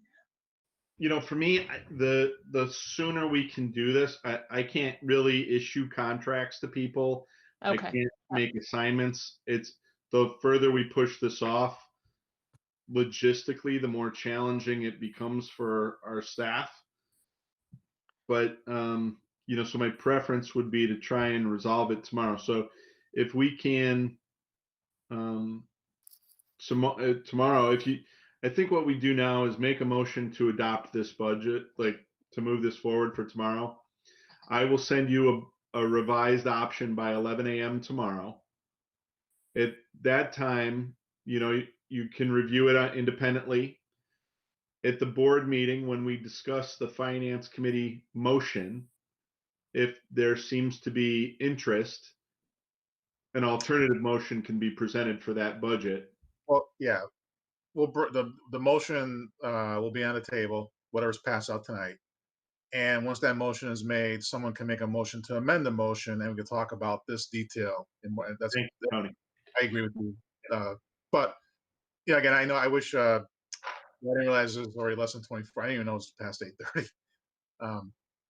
It seems logical. I know it's a little bit more work, and so I apologize for the team to have to go through that, but I think it's worth it. We'll add this to the list of extraordinary experiences in COVID. This is obviously, like I said to you at the outset, this is certainly atypical.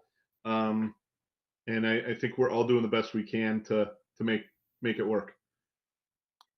Before I get to questions and comments, I just wanted to say, from my point of view, it would be no different than when we originally put our motion out from finance the first time, and then we'd had alternate amendments to the motion at the business meeting the next night or whatever it was. Right. So I would think that works just fine, and then we don't violate the notification requirements. So yeah, I think that's fine, because at the end of the day, it's still going to be 908, whatever it is, and we're just haggling over the line items to see what we can make work. So, but now I'll Faith, you had a question. Okay, just a what if we don't pass this tonight? And that means we have to go back, do special committee. This is what you were talking about, Jeff, right? Yeah, I think it just makes sense to have something come out of committee. Okay. And then amend that motion in terms of just working through it. I see some head nodding, Okay. so I think that's probably the way to go. All right. And That's then, more bobbleheading than head nodding at that point, Tony. okay. And I have raised this with both you and Vin. I know that lines 330 through 810 are relatively sacrosanct, it seems. But I do look at other professional services, and I raised this today with you, Jeff. I mean,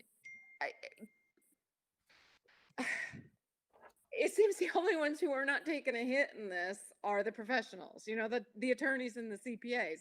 Is there any way we can get even some concessions from them? Likewise, take percentages from some of these, rentals and leases, and because it will add up and contribute toward that funding of the teacher, especially if we do have to pick up that $42,000. Yeah, I think the reason our precarious position, and we have to get into negotiations this year. But golly, I don't know. I have a problem. The other professional services, predominantly what that covers, Faith is mentioning, is our attorney fees. And, even if we were to get a reduced fee, all right, and our fees are super competitive, by the way, with the firm that we use. The other issue is that there is a forecast for a more litigious fall given COVID. And so I think I'm a little anxious about that line item where it is. So I really don't know that we could touch that. I know what you're asking is, can we get some sort of discount here? I think that's kind of built into the fee structure with our attorney. We've looked at competitive firms that are more expensive and perhaps don't deliver the same service. So that one's a little tougher. Where I do see potential, and again, this is tomorrow, I'm talking to special education. is perhaps in the, with some special education transportation. The conditions for summer school are prohibitive for face-to-face instruction right now. And so we're not providing transportation. That could be a particular place that, again, I want to come back to you at 11 tomorrow and highlight some opportunities that I really want to try and protect that instructional line. I certainly want to prioritize the position at the high school. Let's see what we can do. Yeah, if I can just jump in for 1 minute, because I want to just explain the other professional services. We have $624,000 budgeted to that line item, but of that, 184,500 is what we have budgeted for legal and negotiating.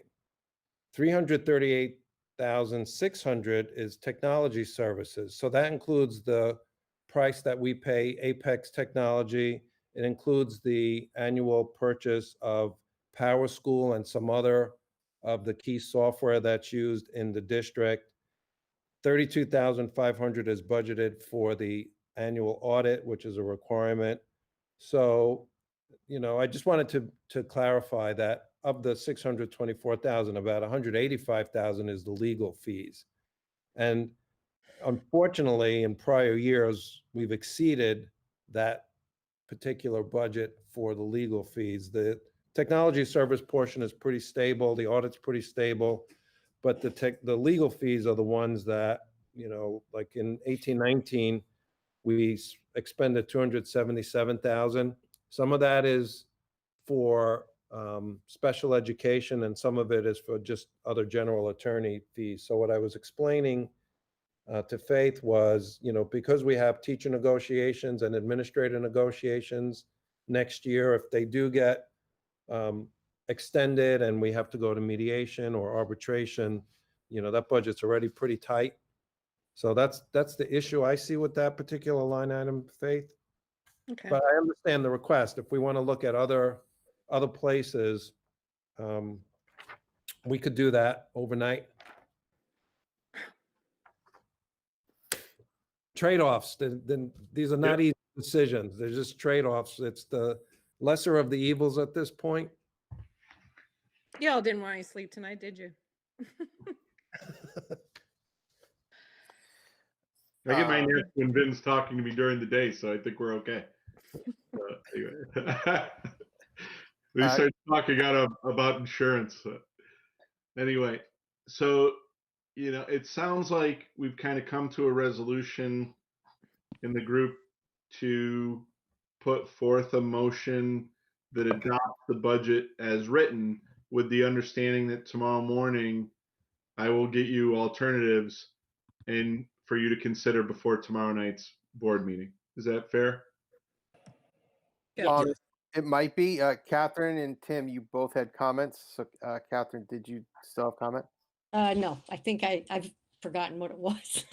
So let's just move on. I'm ready All to right. make a motion though. whenever. Okay. Tim, do you have additional comment?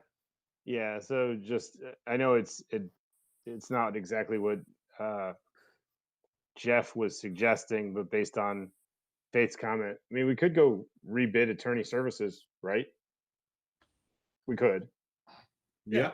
All right, and then also we could, as an alternative to that, at $185,000, we could have you ever considered hiring an in-house attorney? Yeah. The skill set required for our work, spanning from labor through special education, the demand far exceeds what one person could provide. Yeah, so what goes through my mind is not that you would have somebody who's going to take on that entire role, but at least for certain vanilla recurring issues that come up, you might be able to find somebody who would work 30%, 50%, something like that, keeping in mind the high unemployment that we're facing right now. That person may be out there, say it as a part-time. And I'll also take that back to the construction project manager. If the Board of Ed does not want to fund this 50%, I'm thinking that with unemployment the way it is, it's entirely possible that the council could go find a part-time construction project manager, half-time, I'm gonna still go with Jeff on that, which is tomorrow you're going to ask him for 200,000, and we're talking about 40,000. So I support the recommendation that you gave us, but there are a number of different things that we could do here. Not necessarily tonight. We wouldn't be. Right. I don't think we should be discussing an in-house attorney like with finality in the budget per se, but I think we do have options going forward. That exists. Yeah, you're right. I mean, we wouldn't bid anything and get responses, obviously. And I know you're not suggesting this by tomorrow, but No. we would evaluate all of these ongoing. Yeah, so I'd love to see a finance committee vote and move this on to tomorrow. Awesome. Okay, so is there any further comment on the discussion of the budget currently? Okay, seeing none, seeing nothing in the comments. Do we have a written motion, or are we gonna wing this thing? I think we're gonna wing it. Um, Catherine, would you like to make the motion? I'll make the Sounds like motion. maybe you're ready there. I move that the Finance Committee move to the full Board of Education the revised budget presented to the board this evening by Superintendent Solon and Mr. Massiana, reflecting a reduction to our originally approved budget of $908,628. Wow. Is there a I'll second? second. Faith, second. Okay, so in this instance, only Finance Committee can vote. Is that correct? Just so I'm Yeah. correct. Okay. Okay. Correct. Is there any discussion on this within the committee? Mm-mm. Seeing none, all in favor? Aye. Aye. It is unanimous. We will move the motion to the full board at the next business meeting. For me, well, firstly, Jeff, is there any public comment from the? Let me double check.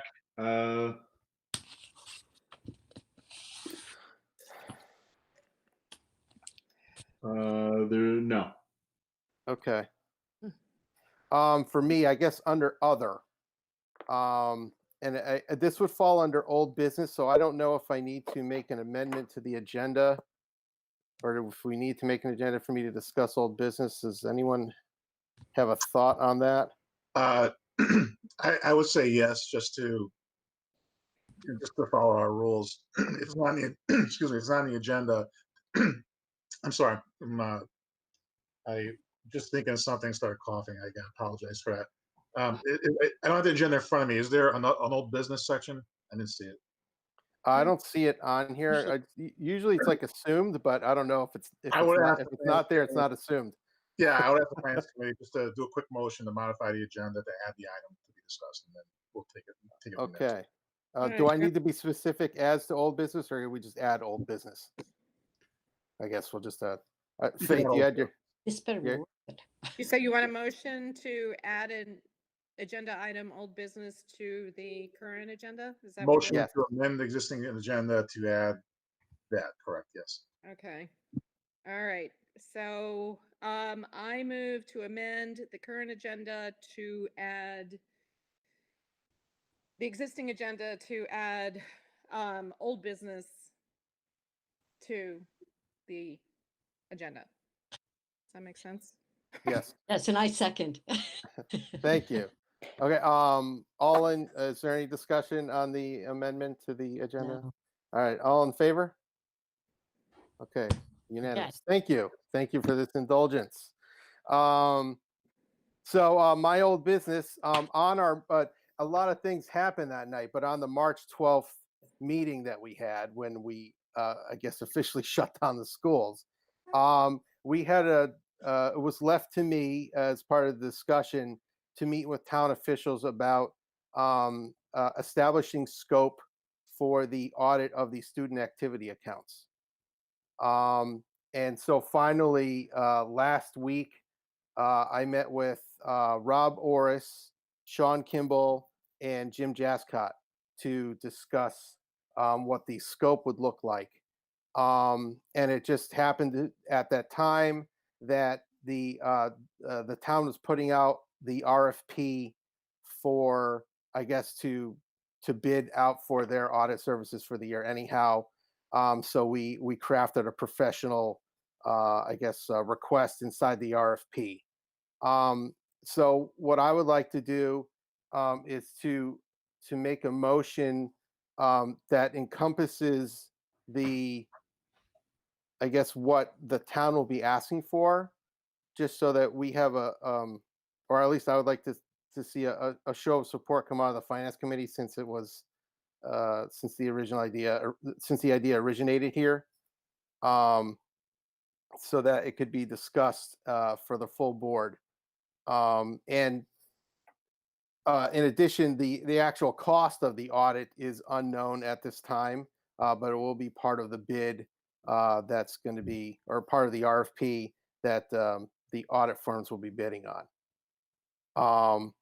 So the motion, and this is crafted out of Jim Jascott's addition to the RFP. And this is the scope that both I and the town agreed upon, saying, figuring that that's also good for the town.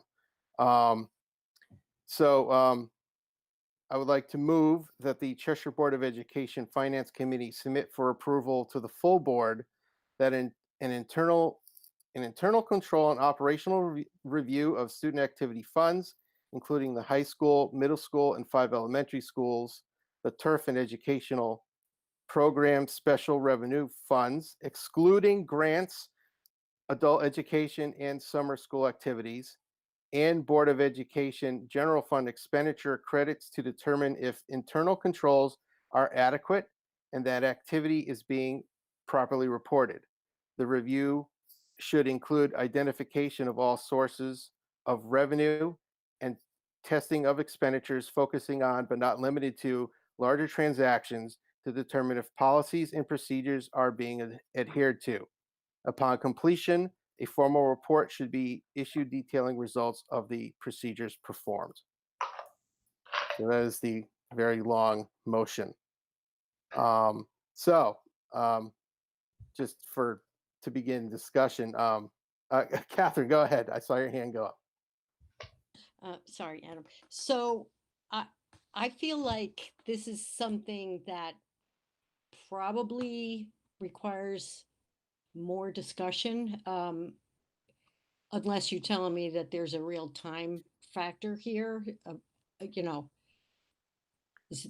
is there a reason why we have to deal with this, right now or tomorrow night or whenever? Yeah, it's just a matter of the RFP. This is ceremonial, I suppose, because it's going to be part of the RFP for the town.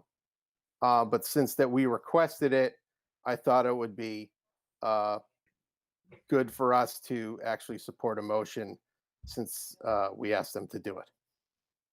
So did we ever actually vote on asking somebody to do this audit? I know that there was discussion about whether an audit was, a good idea or not, but I don't remember actually voting on that or really making a decision. I'm just trying to remember what we've done and not done. Yeah, to be honest, that meeting seemed like it was so long ago. I know we talked about it. We talked about it, yeah. The good of it, and but I'm sorry, I don't remember. And I'm gonna be honest, I'll have to review the minutes. All I remember is that I was going to talk to town officials to establish a scope. Oh, we didn't know the scope at the time of what. Yeah, because we didn't know the scope.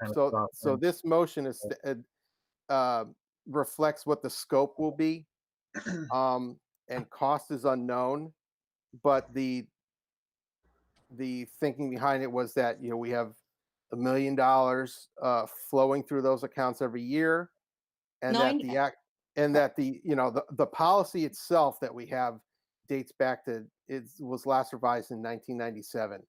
And so the accounting principles that support the current internal controls that the schools are using may be out of date. And I know during that meeting, both Faith and Tim had referenced some new GASB rules. That's government. Those are government accounting rules. Sure, yeah. That were supposed to be coming into force in 2020. And so, at least it was my thinking at the time that an internal audit review could be conducted, so to establish whether or not our policy and procedures are still, in fact, correct.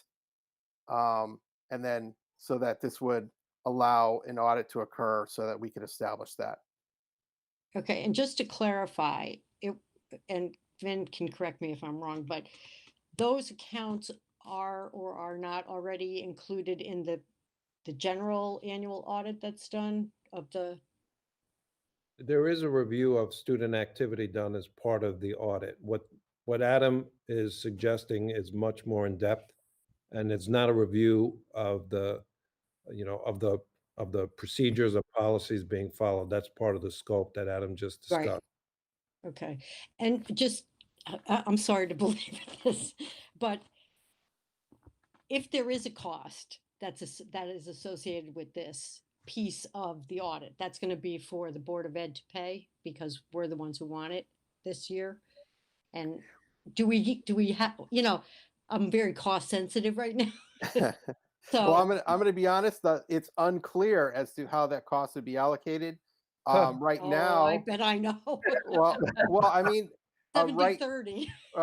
right now, it would be part of the town RFP for audit services that they hire anyway.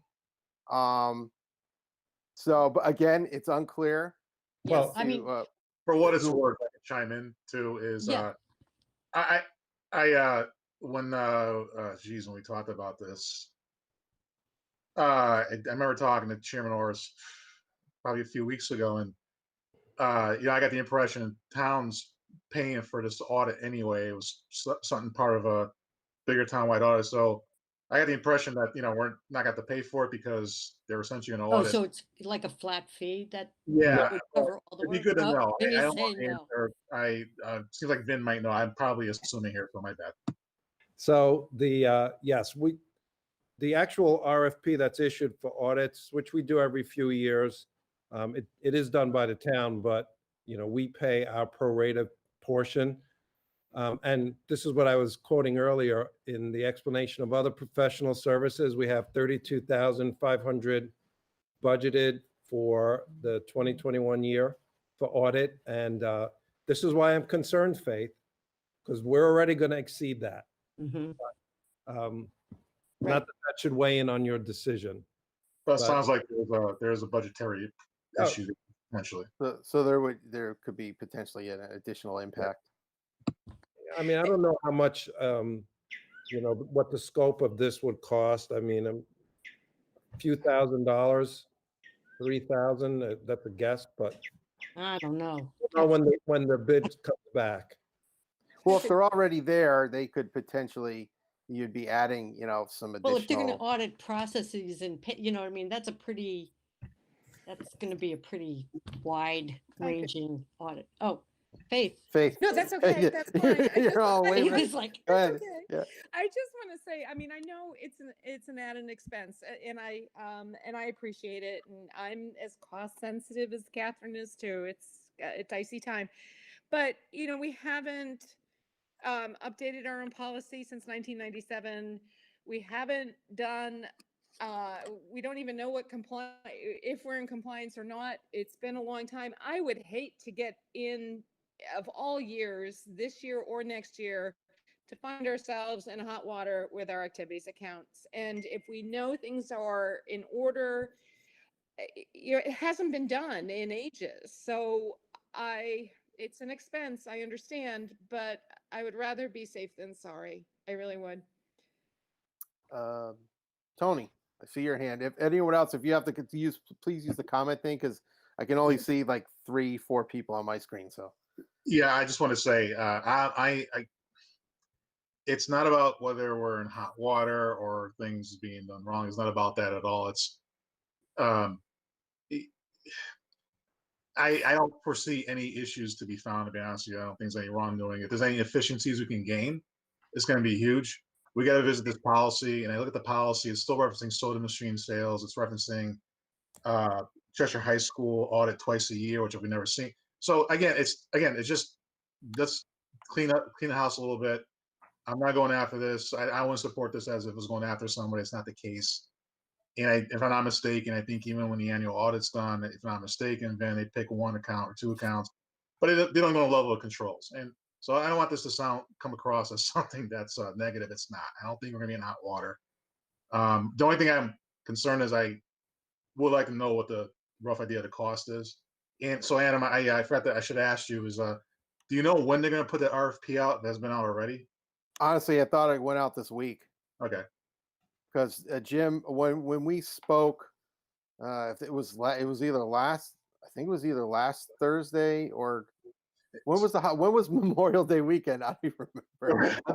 I think it was right before Memorial Day weekend. So if that was last weekend, I don't even know because it was the Thursday before I think the long weekend. So Jim my point is really if the town council is waiting for us to give them the green light, sounds like not the case. They went to RFP. So if what I would advise the finance committee is if you're not comfortable voting on it tonight because that's not the right thing to do, but know the cost. Doesn't sound like we're on the gun to hold anything up. And I think once the cost is known how it's going to be paid for, you can vote on it then. I don't know if there's but that's you guys call. I kind of would like to know that. I agree with Vin. It could be a few $1,000s based on what I heard, but considering that, where we are, I would just like some clarity on that. That's all. Okay, and just while you were talking, I did check. The RFP did go out dated May 26th, so it's already out there. And the bid opening or the RFP opening date is June 9th of 2020. And while we're on this topic, it's probably worth updating that one of the things that we had talked about during that meeting back in March was that the software that we were using was rather dated, and that we had, on a pilot basis, Dodd moved over to a new a web-based software package.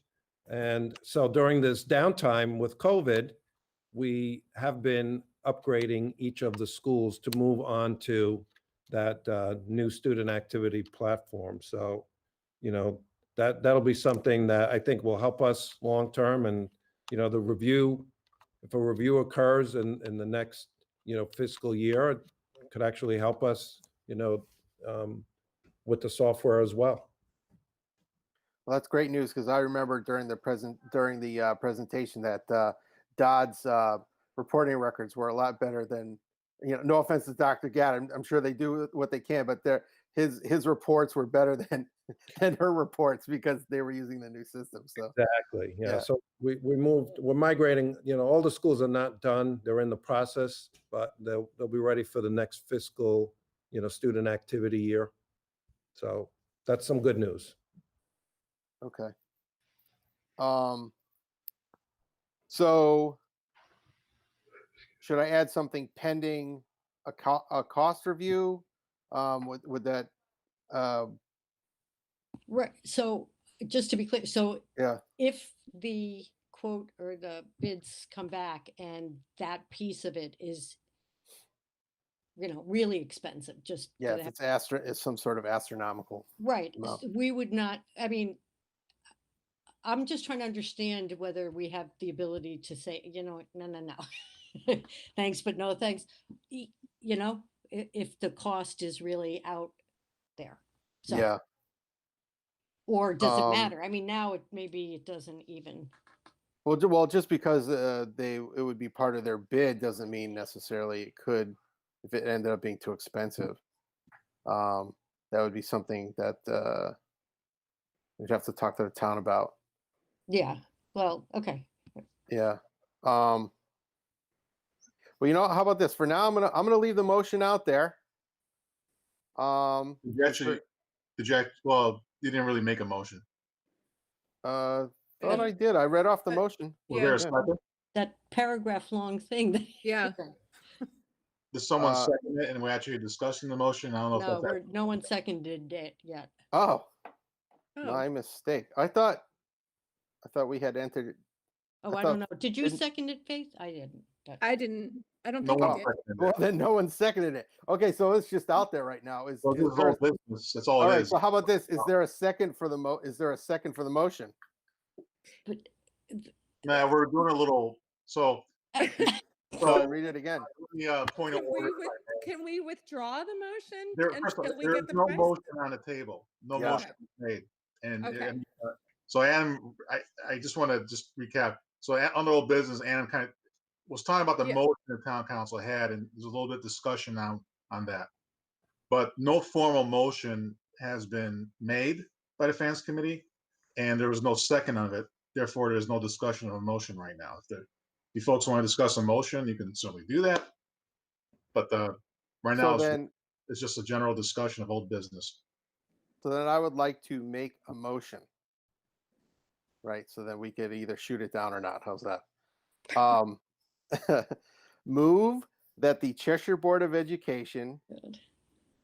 Finance Committee submit for approval to the full board that an internal control and operational review of student activity funds, including the high school, middle school, and 5 elementary schools, the turf and educational programs special revenue funds, excluding grants, adult education, and summer school activities, and Board of Education general fund expenditure credits to determine if internal controls are adequate and that activity is being properly reported.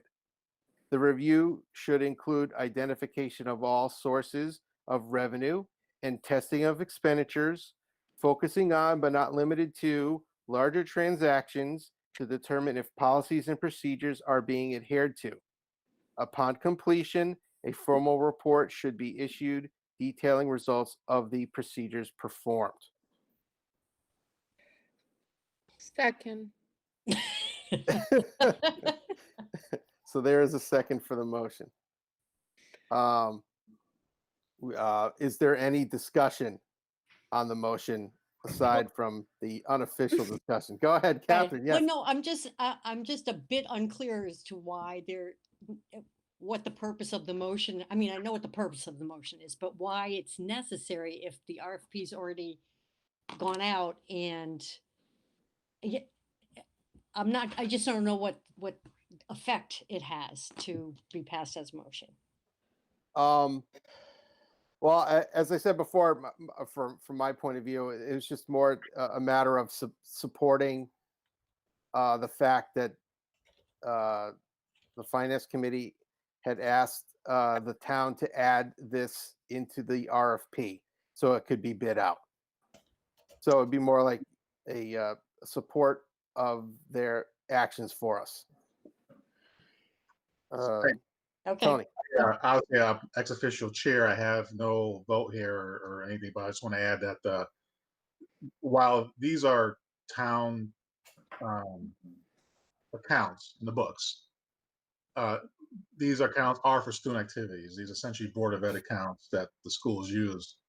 I think it would be appropriate that, since these are accounts, that at least would be on the record and say, look, we're okay with this, and let's, I don't want this being perceived negatively on the way. Just I think it's more ceremonial than anything else, but that's up for this committee to decide what to do with the motion. Okay. Is there any further discussion? All right, seeing none. All in favor of the motion? I'll pass it. Aye. All right, 2 opposed. 1 against. Okay, the motion passes 2-1. And so it'll be referred to the full board for consideration at our next board meeting. Thank you. I have no other business. I don't see any new business on here. Is there any other business to come before the Finance Committee? Seeing none, I would entertain a motion to adjourn. Catherine, I know we can agree on that one. Okay. I move that we adjourn. Is there I a second. second? Faith. Second. All in favor? All right. Motion passes. This meeting is adjourned.